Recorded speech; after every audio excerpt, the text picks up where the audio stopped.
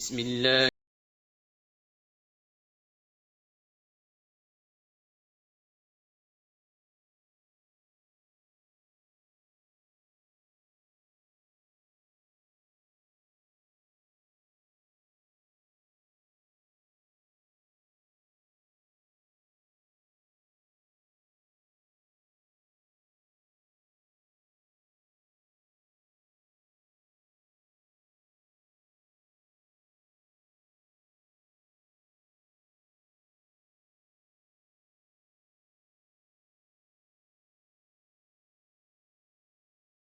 من همزات الشیاطین واعوذ بک رب ان یحضرون بسم اللہ الرحمن الرحیم الحمد للہ وسلام علی عبادہ الذین اصطفیٰ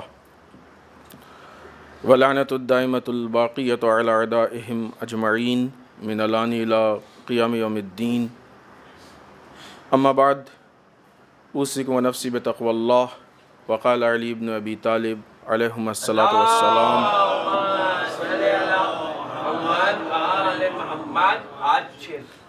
ان اللہ افترض علیکم فرائض ولا تضیعوها۔ عزیزان محترم، اس پہلے خطبے میں سب سے پہلے اپنے نفس اور آپ سب کو تقوی پروردگار کی دعوت دیتے ہوئے اس لیے کہ تقوی انسان کو زندگی میں واقعی اور صحیح راستے کی پہچان بتاتا ہے۔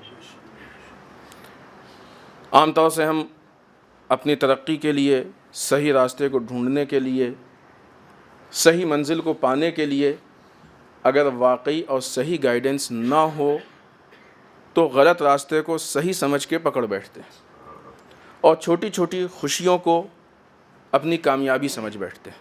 یہ انسان کی غلط فہمی ہے۔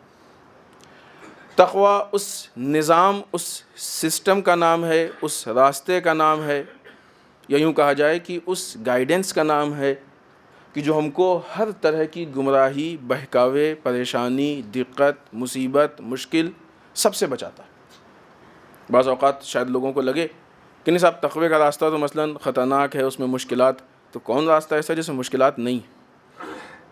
اگر انسان پیسہ کمانے کے لیے گھر سے نکلتا ہے، گرمی کی دھوپ، بھوک، پیاس، وقت، آنا جانا، بامبے میں ایک چیز اور بڑھ جاتی ہے، ٹریفک، یہ ساری مشکلات کو برداشت کرتا ہے؟ یوں ہی تو نہیں ہوتا ہے۔ انسان کو جتنی بڑی چیز کمانی ہوتی ہے، اس بڑی چیز کے لیے اتنی ہی بڑی قربانی دینی پڑتی ہے۔ چھوٹی چھوٹی چیزوں کو حاصل کرنے کے لیے چھوٹی چھوٹی قربانیاں کافی ہوتی ہیں، لیکن اگر بڑی چیز لینی ہے تو اس بڑی چیز کو لینے کے لیے پھر چھوٹی قربانی سے کام نہیں چلے گا۔ مارکیٹ کا اصول کیا ہے؟ چھوٹے سامان لینے کے لیے چھوٹی قیمت ادا کرنی پڑتی ہے۔ بڑے سامان چھوٹی قیمتوں میں نہیں ملا کرتے ہیں، بڑے سامان کے لیے بڑی قیمت دینی پڑتی ہے۔ جس طریقے سے مارکیٹ میں سامان لینے کے لیے بڑے سامان کی بڑی قیمت لگتی ہے، اسی طریقے سے زندگی کی اصلاح کے لیے، بڑے مقصد تک پہنچنے کے لیے بڑی قربانی دینی پڑتی ہے۔ لیکن اس بڑی قربانی کے بعد پھر جو بندے کو ملتا ہے وہ اتنا عمدہ ہوتا ہے کہ دنیا اور آخرت دونوں میں کام آتا ہے۔ انسان کی کامیابی بھی ہے، انسان کا پاور بھی ہے، انسان کی ترقی بھی ہے، انسان کا واقعی مقصد بھی اس میں چھپا ہوا ہے، اور یہ ساری چیزیں صرف تقوی کی سرپرستی مل سکتی ہیں۔ تقوی یعنی واجبات پہ عمل اور حرام چیزوں سے پرہیز۔ حد اقل یہ وہ حد ہے کہ جہاں سے ہمارا تقوی شروع ہوتا ہے، جو تقوی کی لمٹ ہے۔ ہم یہ طے کر لیں کہ جن چیزوں کا خداوند متعال نے ہم کو حکم دیا ہے ان کو ہم چھوڑیں گے نہیں، اور جن چیزوں سے خداوند متعال نے منع کیا ہے ان کو ہم ٹچ نہیں کریں گے۔ یہاں سے تقوی کی ابتدا ہے۔ آئیے قرآن مجید کی روشنی میں اپنی عبرت کے لیے سورہ مومنون کی ضمن میں جو باتیں بیان کی گئی ہیں اس میں سے ایک پوائنٹ پچھلے ہفتے ہم نے آپ کے سامنے یہ بات اسی سلسلے میں پیش کی تھی کہ جس کا تعلق اتحاد سے۔ خداوند متعال نے کہا کہ تم سب ایک امت ہو اور خدا سے ڈرو، خدا کے علاوہ کسی اور سے نہ ڈرو۔ اسی سلسلے میں اور اسی تسلسل میں خداوند متعال ارشاد فرماتا ہے کہ پھر یہ لوگ آپس میں ٹکڑے ٹکڑے ہو گئے، یہ امتیں، یہ لوگ آپس میں ٹکڑے ٹکڑے ہو گئے، اور ہر گروہ جو کچھ بھی اس کے پاس تھا اسی پہ خوش اور مگن تھا۔ بعض اوقات ہوتا ہے نا، ہم کو یہ نہیں معلوم ہوتا کہ ہمیں کیا چاہیے، ہمیں کیا لینا ہے، ہمارے ہاتھ میں کیا ہونا چاہیے، لہذا جو مل جاتا ہے اسی میں خوش ہو جاتا ہے۔ یہ وہ لوگ ہیں کہ جو معرفت نہیں رکھتے ہیں، آشنائی نہیں رکھتے ہیں، اسی میں مگن ہو جاتے ہیں۔ اور پھر خدا نے کہا کہ اب آپ انہیں ایک مدت کے لیے اسی گمراہی میں چھوڑ دیں. انہیں ایک مدت کے لیے، یعنی یہ جو لوگ ٹکڑے ٹکڑے ہوئے ہیں، آپس میں تقسیم ہوئے ہیں، خداوند متعال کی نگاہ میں یہ گمراہی ہے. لوگوں کا، قوموں کا، افراد کا آپس میں ٹکڑے ٹکڑے ہونا، آپس میں تقسیم ہو جانا، بٹ جانا، یہ خداوند متعال کی نگاہ میں گمراہی ہے. اور جب خداوند متعال ناراض ہوتا ہے تو اپنے نمائندے سے کہتا ہے کہ آپ ان کو اسی حال میں ایک مدت کے لیے چھوڑ دیجئے. اس لیے کہ یہ لوگ جب ان سے ہم نے ان کی اتنی ہدایت کی اور یہ ہدایت قبول کرنے کو تیار نہیں ہے تو ہم ان کو چھوڑ دو اپنے حال پہ. کیونکہ ان کے یہاں وہ صلاحیت نہیں ہے کہ جو صلاحیت ہدایت کو ایکسیپٹ کر سکے، قبول کر سکے. ان کے سامنے تبلیغ ہو رہی ہے، ان کے سامنے احکام خداوندی بیان کیا جا رہا ہے، ان کے سامنے نظام شریعت بیان کیا جا رہا ہے، نظام پروردگار بیان کیا جا رہا ہے، لیکن ان چیزوں کو قبول نہیں کر رہے ہیں. آپس میں اختلاف کر رہے ہیں، آپس میں لڑ رہے ہیں، آپس میں گروہ گروہ میں تقسیم ہو رہے ہیں، پارٹی بازی، گروہ بندی. یہ چیزیں آفت ہے قوم کی، یہ مصیبت ہے قوم کی، مشکلات ہیں قوم کی. جو اس میں شریک ہے وہ بھی غلط ہے، جو اس کی بنیاد رکھے وہ بھی غلط ہے، جو اس کا سپورٹ کرے وہ بھی غلط ہے. خداوند متعال کیا کہتا ہے کہ اگر ان لوگوں کے سمجھ میں نہیں آ رہا ہے تو آپ ان کو ان کے حال پہ چھوڑ دیجئے ایک مدت کے لیے. خدا نہ کرے کہ ہم پہ کبھی ایسا وقت آئے کہ خدا ہم کو ہمارے حال پہ چھوڑ دے. سخت ترین مرحلہ ہے کہ خدا ہم کو ہمارے حال پہ چھوڑ دے. ہماری زندگی میں ایک لمحے کے لیے بھی وہ وقت نہ آئے کہ جب خدا ہم کو چھوڑ دے. سخت ترین لمحہ اور سخت ترین وقت وہ ایک انسان کے لیے ہے کہ جب اس کا خدا اس کو بھول جائے. آئیے امیر بیان مولا متقیان حضرت علی ابن ابی طالب علیہ الصلوۃ والسلام کا جملہ، جیسا کہ آپ مستحضر ہیں کہ آپ کا ایک جملہ کہ جس کو مسلسل 2 ہفتے سے پیش کر رہے ہو، تیسرا ہفتہ ہے، جس میں مولا کائنات فرماتے ہیں کہ خداوند متعال نے، پروردگار نے تمہارے لیے کچھ فرائض قرار دیے ہیں، یعنی واجبات. لہٰذا تمہاری یہ ذمہ داری ہے کہ خبردار ان کو ضائع مت کرنا، انہیں چھوڑ مت دینا. اور اس نے کچھ حدود، لمٹ، حدیں معین کی ہیں، لہٰذا ان سے تجاوز مت کرنا. ان دونوں پہ اس سے پہلے کے ہفتوں میں گفتگو ہو چکی ہے. فرائض یعنی واجبات. مولا الگ سے تاکید کر رہے ہیں، سفارش کر رہے ہیں کہ جو خداوند متعال نے تم پہ واجب کیا اس کو ضائع مت کرو. نماز چھوڑ کے واجب کو ضائع مت کرو، روزہ چھوڑ کے واجب کو ضائع مت کرو، خمس چھوڑ کے واجب کو ضائع مت کرو. جو تمہارے اوپر واجب کی گئی ہیں چیزیں ان کو چھوڑ کے ان کو ضائع مت کرو. مظلوم کی حمایت، ظالم کی مخالفت، لوگوں کی یہ واجبات ضروریات میں سے ہے، احکام ان کے لیے ہیں، ان کو ضائع مت کرو. پھر اس کے بعد تمہارے لیے حدود معین ہے. حدود پہ پچھلے ہفتے گفتگو ہوئی ہے. ہسبینڈ اور وائف کے بیچ میں، فیملی میں جو حدود، حق الناس، لوگوں کے بیچ میں، سماجی زندگی میں جو حدود. اس مرتبہ گفتگو ہونی ہے تیسری چیز کہ جو مولا فرماتے ہیں کہ اس نے کچھ چیزوں سے منع کیا ہے، ان کی خلاف ورزی مت کرنا. بہت اہم ہے. خدا نے کچھ چیزوں سے منع کیا ہے، ان کی خلاف ورزی مت کرنا. پہلا مسئلہ واجبات سے متعلق ہے، دوسرا حدود سے متعلق ہے، تیسرا گناہوں سے متعلق ہے. گناہان کبیرہ اور گناہان صغیرہ.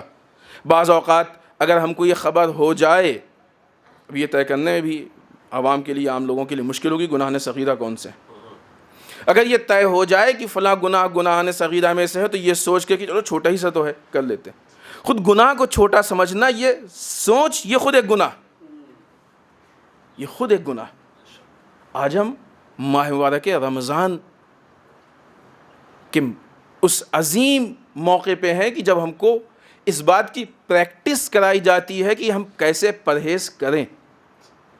یہ ایک مہینہ جہاں اس میں بہت سارے فوائد ہیں، بہت ساری اچھائیاں، ان میں سے ایک بہت بڑی اچھائی یہ ہے کہ ہم پرہیز کی پریکٹس کرتے ہیں. حلال کھانے سے پرہیز کی پریکٹس کرتے ہیں، حلال پانی سے پرہیز کی پریکٹس کرتے ہیں. جو انسان ایک مہینے حلال سے پرہیز کی پریکٹس کر سکتا ہے تو کیا وہ حرام سے پرہیز کی پریکٹس نہیں کر سکتا؟ تو بدرجہ اولا بہترین موقع ہے. ماہ رمضان ختم پہ ہے، لیکن جو ایک مہینے کی ہماری پریکٹس ہے یہ نہیں ختم پہ ہے، اس کا آغاز ہے، اس کی شروعات ہے، اس کی ابتدا ہے. ایک مہینے ماہ رمضان میں، اس مہینے کے احترام میں، روزے کے احترام میں، خدا کے مہینے کے احترام میں، نزول قرآن کے احترام میں ہم نے بہت سارے گناہوں سے پرہیز کیا، یقیناً کیا۔ تو کیا اب یہ جو گناہوں سے ہم نے پرہیز کیا ہے، یہ عید آتے ہی سارے ان پرہیز کو ہم ختم کر دیں گے، آگ لگا دیں گے؟ نہیں، یہ پرہیز کرایا گیا ہے کہ تم اس چیز کے اتنے عادی بن جاؤ کہ سال بھر پرہیز میں تمہیں مشکل نہ پیش آئے۔ لہذا جہاں پہ انسان حلال چیزوں سے پرہیز کی پریکٹس کر رہا ہے، وہاں گناہان صغیرہ، گناہان کبیرہ سے پرہیز کی پریکٹس کر رہا ہے، اور یہ پریکٹس باقی ہونی چاہیے، یہ کنٹینیو ہونی چاہیے، اسے نہیں چھوڑنا چاہیے۔ کیوں؟ اس لیے کہ جتنے بھی گناہ ہوتے ہیں، دیکھیں یہ واجبات اور گناہ کے پیچھے فلسفہ ہے۔ ہر واجب کے پیچھے ایک مصلحت ہے، یوں ہی نہیں خدا نے کہہ دیا کہ بس نماز پڑھو، اچھا لگتا ہے کہ تو ہماری مسجد میں آؤ صبح شام، ہمارا فائدہ ہے، ہم سے مطلب نہیں مخلوق کا، ہم جب آتے ہیں نماز پڑھنے ہمارا فائدہ، خدا کا کیا ہے؟ اتنے لوگ نہیں پڑھتے ہیں تو کیا خدا کا نقصان پہنچا دیتے؟ کوئی نہ پڑھے گا تب بھی خدا کوئی نقصان نہیں ہوگا۔ ہر وہ چیز کی جو ہمارے لیے واجب ہے، اس کے اندر کوئی نہ کوئی مصلحت چھپی ہوئی ہے۔ آج دنیا کے دوسرے مذاہب نے بہت ساری چیزوں پہ ریسرچ کیا ہے اور اس بات پہ پہنچے ہیں کہ واقعی ہر واجب اور ہر حکم شرعی کے پیچھے، جہاں تک انہوں نے ریسرچ کیا ہے، سب پہ تو ریسرچ بھی نہیں ہوا، اس کے پیچھے کوئی نہ کوئی لوگوں کے لیے مصلحت ہے، فائدہ ہے۔ واجب کے پیچھے مصلحت، یعنی وہ مصلحت ہمارے لیے ضروری ہے۔ اسی طریقے سے ہر وہ چیز کی جو ہمارے لیے حرام ہے، جو گناہ کی فہرست میں ہے، اس میں کوئی نہ کوئی ایسا مفسدہ ہے کہ جو ہمارے لیے نقصان دہ، مفسدہ نہیں نقصان دہ، جس میں فساد ہو۔ پھل جب فاسد ہوتا ہے تو کیا ہوتا ہے؟ سڑ گیا، اس کو کہتے ہیں فاسد ہو گیا، کھانے کے لائق نہیں رہ گیا۔ انسان جب معیار انسانیت سے گر جائے تو اس کو کہتے ہیں فاسد ہو گیا۔ حرام کام ہم کو معیار انسانیت سے گراتا ہے۔ پہچانیے امیر بیان مولا متقیان حضرت علی ابن ابی طالب کا وہ عظیم ترین جملہ،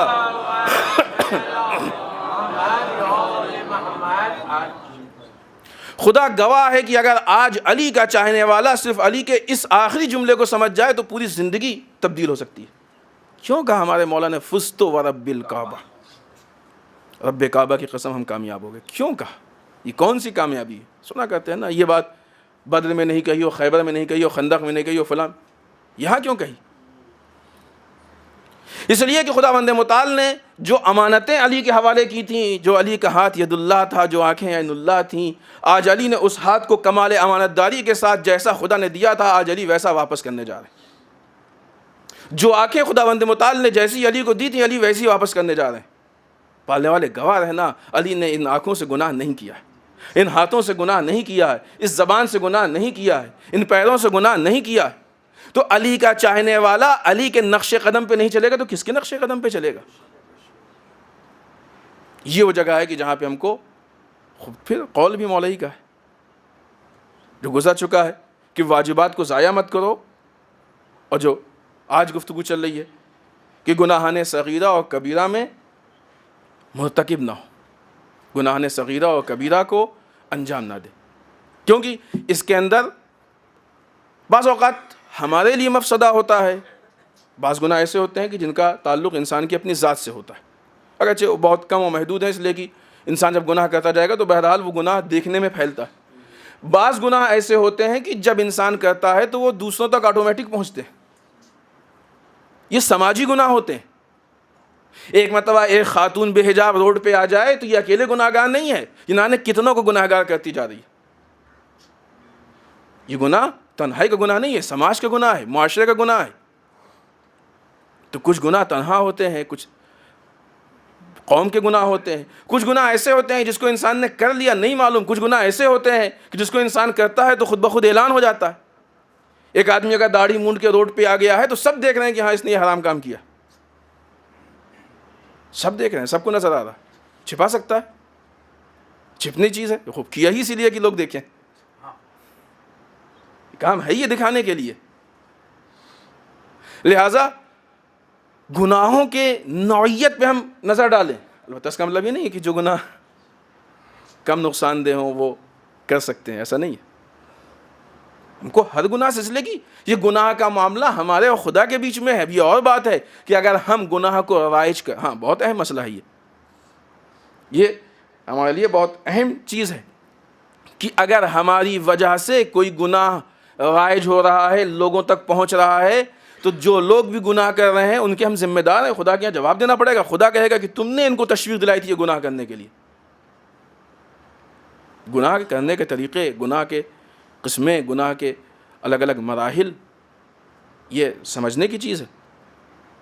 مولا کائنات ڈائریکٹ ہم کو منع کر رہے ہیں، اگرچہ خداوند متعال نے گناہوں سے منع کر لیا کہ جن چیزوں سے تم کو روکا گیا ہے ان پہ عمل نہ کرو، ان سے باز آ جاؤ. اس سے مراد صرف یہی گناہ ہے، یہی وہ چیزیں جن سے منع کیا گیا. اس ماہ مبارک رمضان میں بہترین موقع ہے. ایک طرف سے یہ گناہوں سے اور پرہیز کی پریکٹس کا مہینہ ہے، ایک طرف سے امام علی کی شہادت کا مہینہ ہے. مولا ابن ملجم نے آپ کے جسم کو ضربہ پہنچایا ہے، نقصان پہنچایا ہے، لیکن ہم آپ کے چاہنے والے اس بات کی کوشش کریں گے کہ آپ کے کردار کو لوگوں کے سامنے پیش کر دیں تاکہ یہ ثابت کر سکیں کہ ابن ملجم کامیاب نہیں ہوا، اس لیے کہ علی کردار کا نام ہے اور علی کا کردار علی والوں میں دیکھا جا سکتا ہے. ہم علی کے کردار کے ذمہ دار بن جائیں. اس کے لیے بنیادی چیز یہ ہے کہ ہم اسلام کے بیسک رولز پہ عمل کریں، ورنہ اس کے لیے قربانی کیوں نہ دینی پڑے. بسم اللہ الرحمن الرحیم.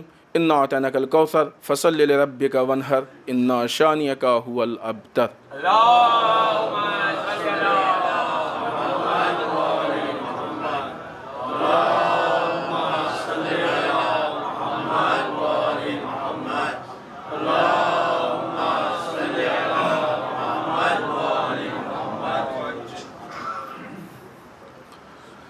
رب اعوذ بک من همزات الشیاطین واعوذ بک رب ان یحضرون. بسم اللہ الرحمن الرحیم. الحمد للہ الذی لا یبلغ مدحتہ القائلون ولا یحصی نعماہ العدون ولا یودی حقہ المجتہدون. اللہم صلی وسلم علی صاحب الدعوۃ النبویہ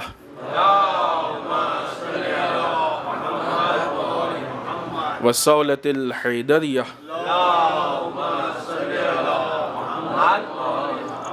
والعصمۃ فاطمیہ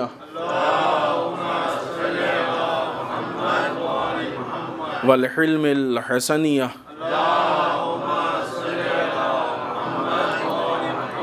والشجاعۃ الحسینیہ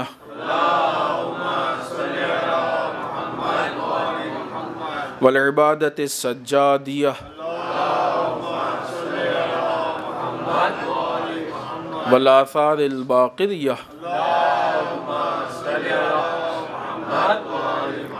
والمعصر الجعفریہ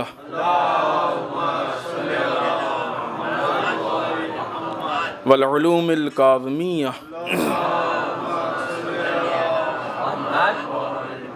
والرضاء الرضویہ والجود التقویہ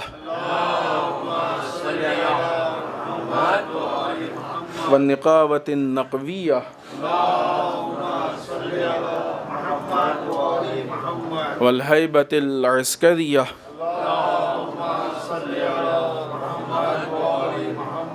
والغیبۃ الہیہ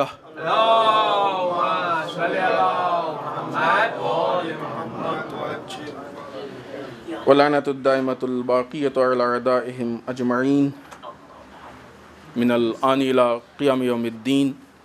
اما بعد، اس دوسرے خطبے میں ایک بار پھر اپنے نفس اور آپ سب کو تقوی پروردگار کی تاکید کرتے ہوئے،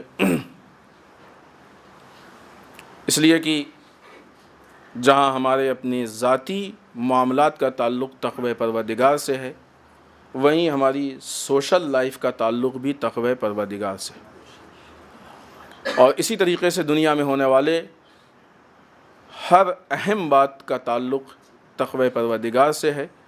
اگر ہمارے پاس تقوی پروردگار ہے تو ہم اپنی بھی اصلاح کر سکتے ہیں اور سماج و معاشرے کی بھی اصلاح کر سکتے ہیں.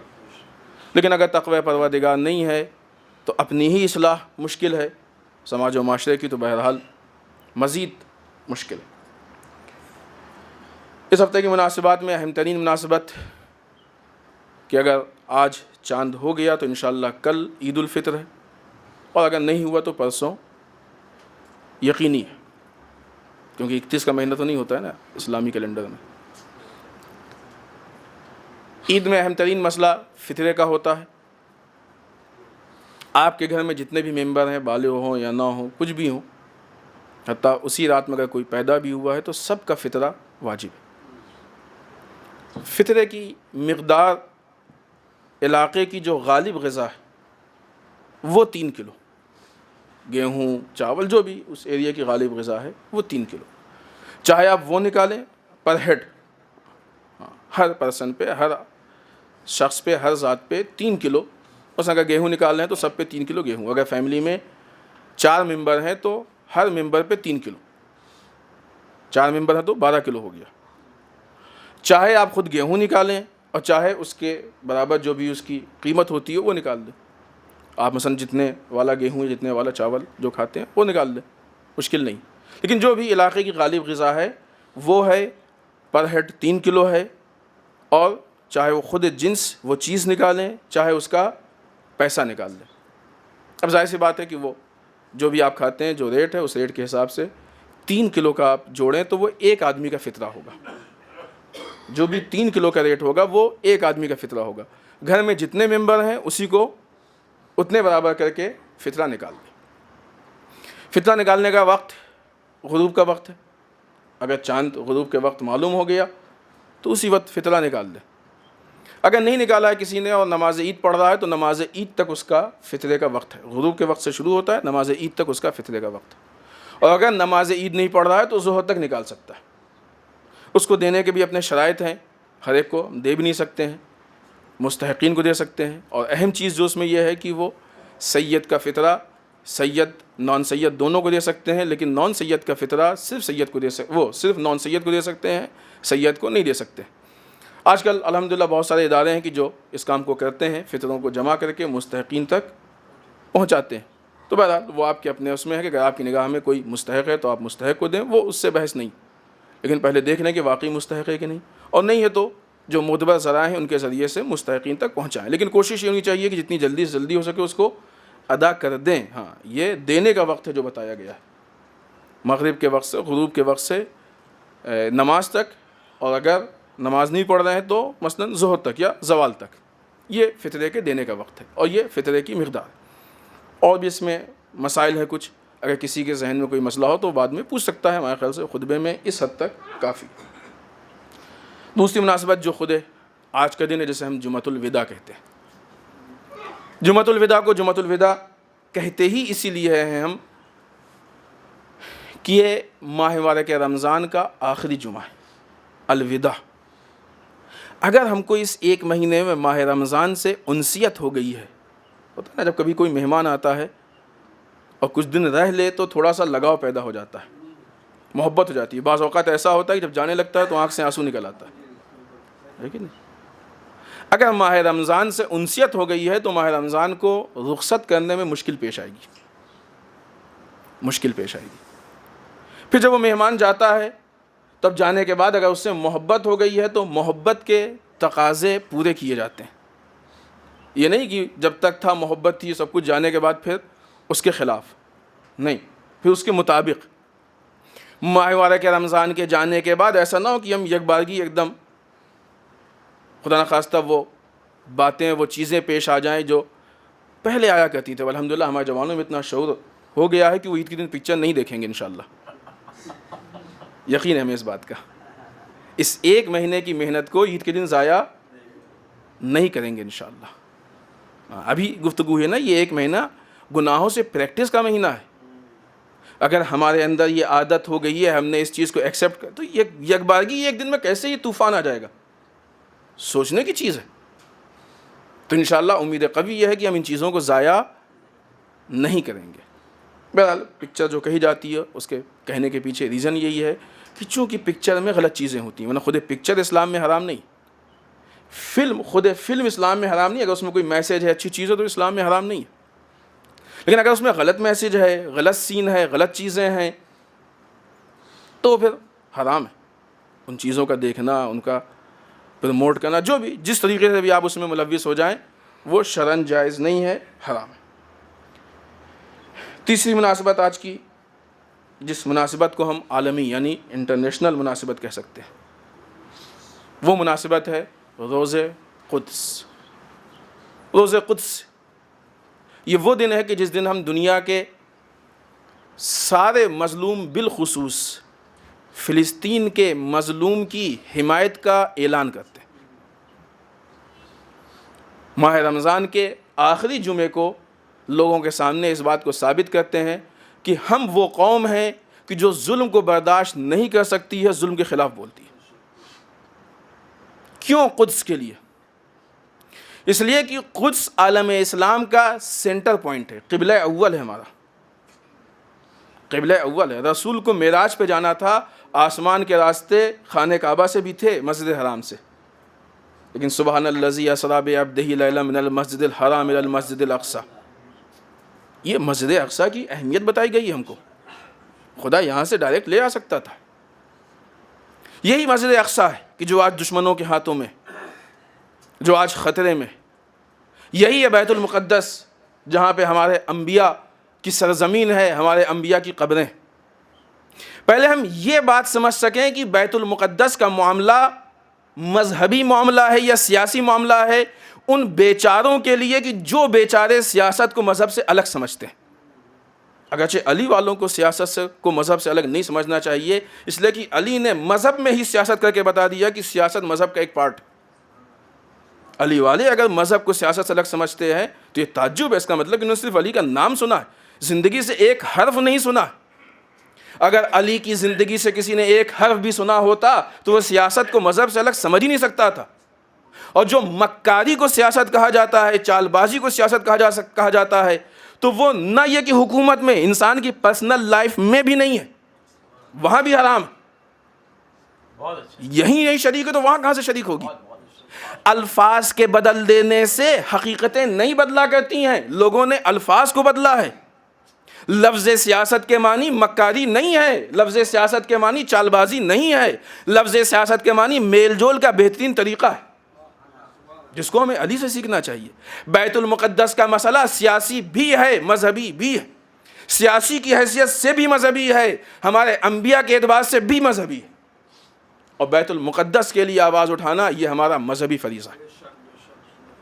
قرآن کی نگاہ سے دیکھیے گا تب بھی ہماری ذمہ داری ہے، احادیث کی نگاہ سے دیکھیے گا تب بھی ہماری ذمہ داری ہے، احکام کی نگاہ سے دیکھیے گا تب بھی ہماری ذمہ داری۔ کیا وجہ ہے کہ آج ہمارے مراجع کہتے ہیں کہ اسرائیل کے پروڈکٹس کا خریدنا اور بیچنا شرعاً جائز نہیں ہے؟ کیا پرابلم ان کو؟ مسئلہ موجود ہے، آغا سیستانی کا مسئلہ ہے، جدید فقہی مسائل میں آپ اٹھا کے دیکھیں، آغا خامنہئی کا مسئلہ ہے۔ ہمارے مراجع کہتے ہیں کہ اسرائیل کے پروڈکٹس کو خریدنا اور بیچنا شرعاً جائز نہیں ہے۔ ہم سوچیں جب ہم جاتے ہیں مارکیٹ میں تو کتنے سامان ہم اٹھاتے ہیں، کیوں؟ اس لیے کہ ہمارا دیا ہوا پیسہ عالم اسلام کے ایک ایک بچے کے قتل پہ خرچ ہوتا ہے، ہم ان کے قتل میں شریک ہو رہے ہیں، نہیں معلوم کس گولی میں، کس بم میں ہمارا پیسہ شریک ہے، نہیں معلوم کون سی بیوہ ہمارے پیسے سے بیوہ ہوئی ہے، نہیں معلوم کون سا یتیم ہمارے پیسوں کی وجہ سے یتیم ہوا ہے۔ مراجع یوں ہی فتویٰ نہیں دیتے۔ اگر مراجع اسرائیل کے پروڈکٹس کو خریدنے سے منع کر رہے ہیں تو کیا مطلب وہ اسرائیل کے حامی ہیں؟ نہیں، یہ خود اور یہ کہہ کے منع کر رہے ہیں کہ وہ ممالک کی جو مسلمانوں سے یا مسلمان ممالک سے حالت جنگ میں ہوں ان کے پروڈکٹس کا خریدنا اور بیچنا جائز نہیں ہے، جیسے اسرائیل، یعنی اس بات کا اعلان کیا ہے۔ یہی عبارت ہے آغا سیستانی کے فتوے کی، دیکھیے آپ، اس بات کا اعلان کیا ہے آغا سیستانی نے کہ اسرائیل مسلمانوں سے حالت جنگ میں ہے، اور جو حالت جنگ میں ہوتا ہے وہ دشمن ہوتا ہے، دوست نہیں ہوتا ہے۔ ابھی 2 دن پہلے کلاس میں ہم نے اس بات کو پیش کیا کہ قرآن کہتا ہے کہ صاحبان ایمان کا لوگوں میں سب سے زیادہ جو اشد دشمن ہے وہ یہود ہے۔ قرآن کی آیت پیش کی ہم نے آپ کے سامنے، قرآن کہتا ہے ہمارا دشمن ہے، مراجع کہتے ہیں ہمارا دشمن ہے، حالات حاضرہ کہتے ہیں ہمارا دشمن۔ ایسے حالات میں بیت المقدس کا سپورٹ یہ ہماری ذمہ داری ہے۔ حالات حاضرہ کے حساب سے دیکھیں، اگر آپ بعض اوقات لوگ کہتے ہیں کہ ٹھیک ہے ان لوگوں کی زمین ہے، ان کا حق ہے، وہ کہاں سے ان کی زمین ہے؟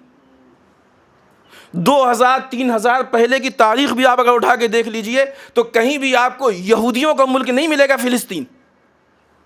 فلسطین یا مسلمانوں کا ملک تھا یا عیسائیوں کا تھا، بہت سے بہت۔ جس وقت مسلمانوں نے فلسطین کو فتح کیا ہے اس وقت عیسائیوں کا ملک تھا وہ۔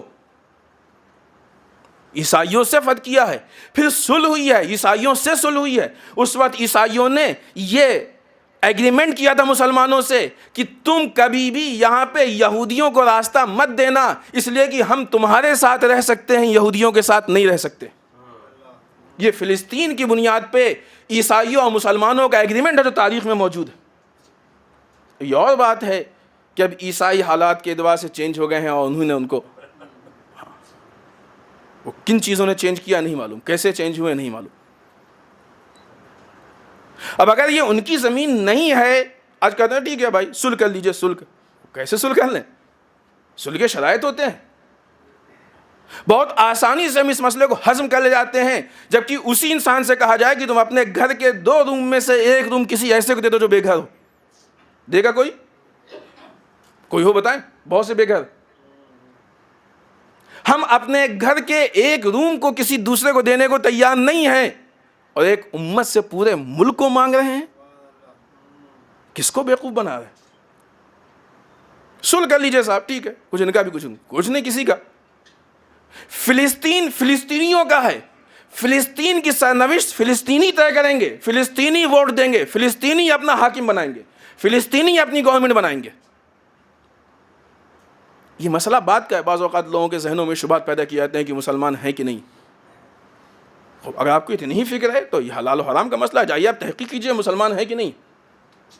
ہماری خبر کے مطابق بہت پہلے کی بات ہے، 6-7 سال پہلے کی، کہ فلسطین میں زیارت عاشورہ بھی پڑھی جاتی تھی، صدیقہ طاہرہ کے مصائب بھی پڑھے جاتے تھے۔ اس وقت کے حالات ہیں، اب تو معاملہ نے کتنا آگے بڑھ گیا ہے، یہ ہم نے یہاں پیش بھی کیا اس کے پہلے۔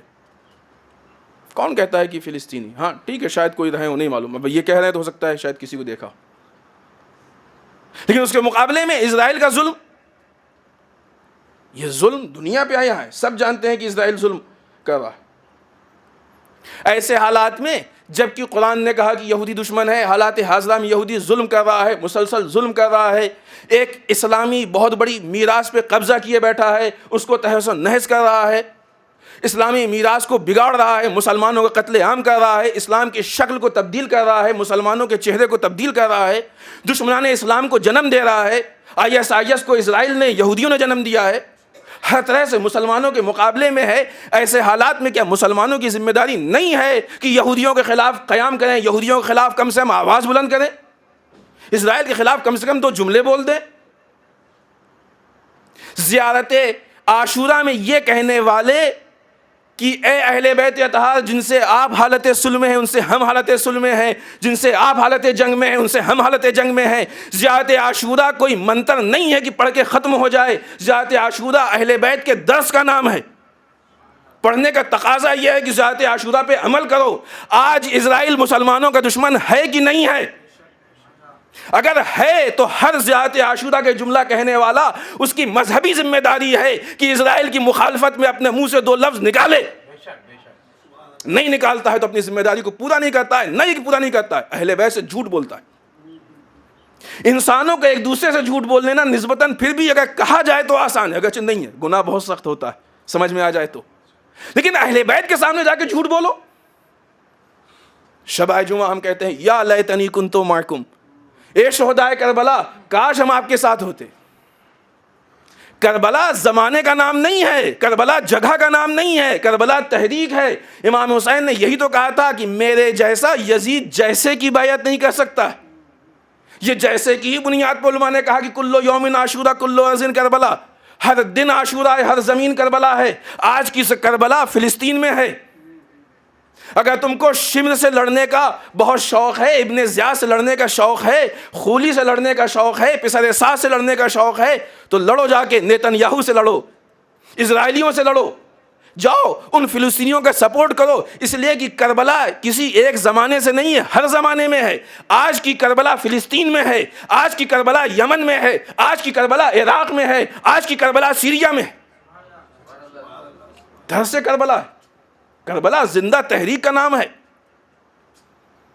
کربلا پہ عمل، عزاداری کی صحیح شکل یہ ہے۔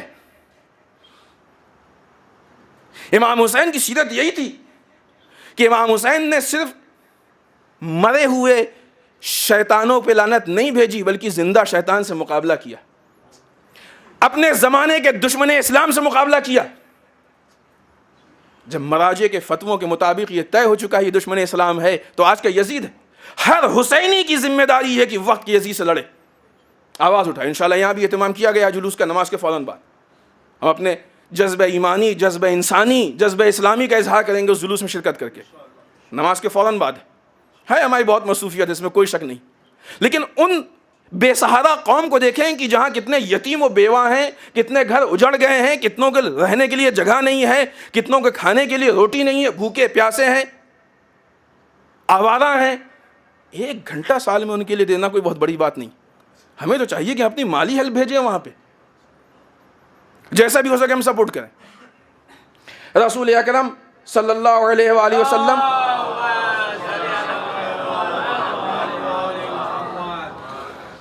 فرماتے ہیں کہ جس نے بھی کسی مسلمان کی, عربی ٹیکسٹ ہم چھوڑ رہے ہیں, کس نے بھی کسی مسلمان کی آواز سنی کہ جو مسلمانوں کو پکارے یا المسلمین, اور جواب نہیں دے, لیسا بمسلم, وہ مسلمان نہیں ہے,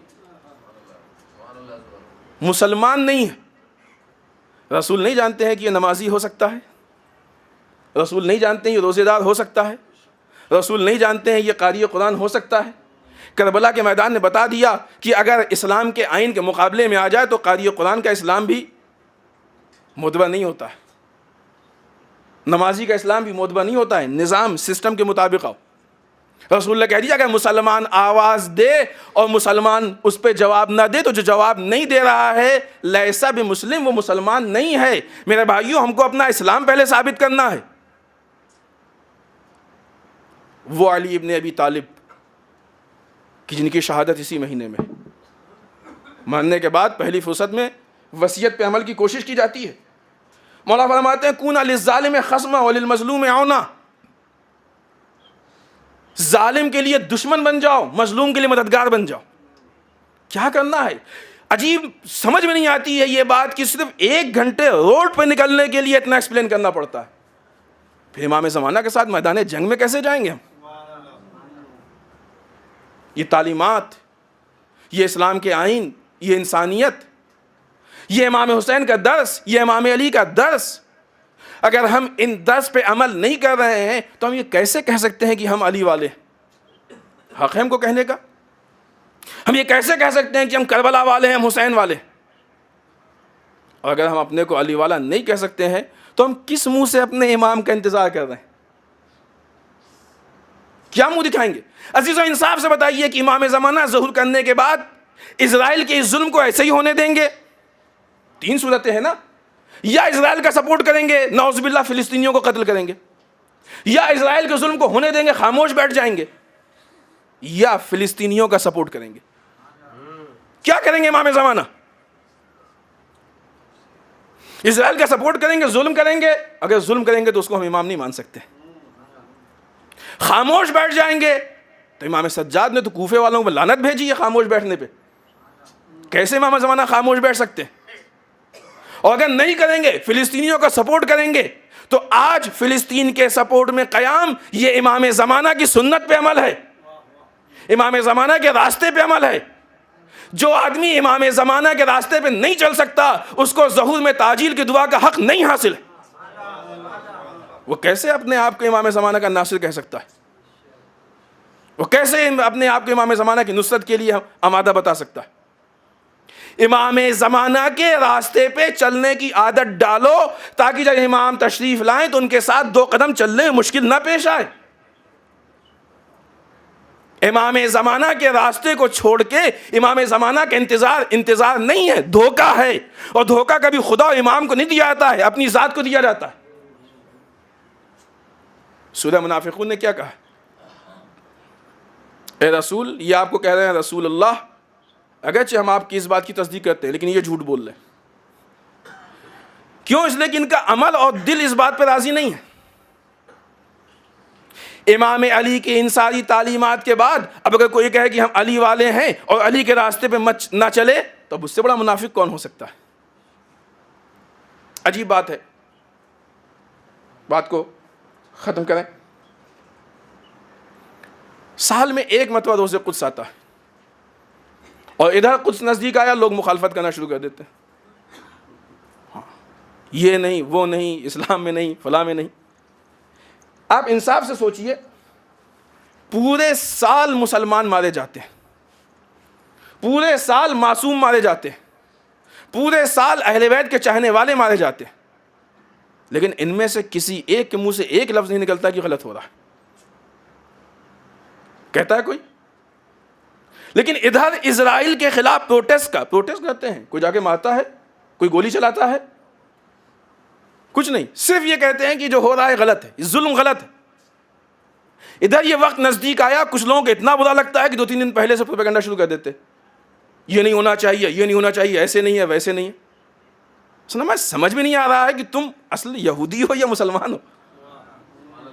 پورے سال مسلمان مر رہے ہیں، تم کو ایک مسلمان کے مرنے کا افسوس نہیں ہے؟